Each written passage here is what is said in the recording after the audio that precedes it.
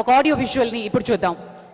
రాజకీయం అంటే మానవత్వమే త్రికరణ శుద్ధిగా రాష్ట్రానికి రెండవ ముఖ్యమంత్రిగా బాధ్యతలు నిర్వహిస్తున్న శ్రీ యనుమల రేవంత్ రెడ్డి గారు ఎంతో శక్తివంతమైన నిబద్ధత కలిగిన ప్రజానాయకుడు. పాలమూరులోని కొండారెడ్డిపల్లి గ్రామంలో పుట్టిన రేవంత్ రెడ్డి గారు రాజకీయాల్లో ఆసక్తితో ఆంధ్ర విశ్వవిద్యాలయ కళాశాల, ఉస్మానియా విశ్వవిద్యాలయం నుండి బ్యాచిలర్ ఆఫ్ ఆర్ట్స్ తో పట్టభద్రులయ్యారు. చదువుకునే రోజుల్లో స్టూడెంట్ లీడర్ గా కనబరిచిన పోరాట పటిమ, అసాధారణ నాయకత్వ లక్షణాలు ఆయన రాజకీయ రంగ ప్రవేశానికి నాంది పలికాయి. విద్యార్థి దశలో అలవడిన నాయకత్వ లక్షణాలతో 2006లో మిడ్జిల్ స్థానం నుండి జెడ్పీటీసీ సభ్యుడిగా స్వతంత్ర అభ్యర్థిగా పోటీ చేసి నెగ్గారు.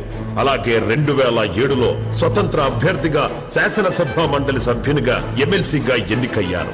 ఇలా ఘనమైన విజయ పరంపరతో మొదలైన రేవంత్ అన్న రాజకీయ ప్రస్థానంలో సీఎం అయ్యేదాకా ఆయన అలుపెరగని పట్టుదలతో అజేయంగా మిడ్జిల్ స్థానం నుండి ప్రజా నాయకుడిగా ప్రజల పట్ల అంకిత భావంతో 2009 మరియు 2014లో కోడంగల్ నియోజకవర్గం నుండి శాసనసభ్యునిగా, 2019లో మల్కాజ్గిరి లోక్సభ నియోజకవర్గం నుండి కాంగ్రెస్ అభ్యర్థిగా గెలుపొందారు.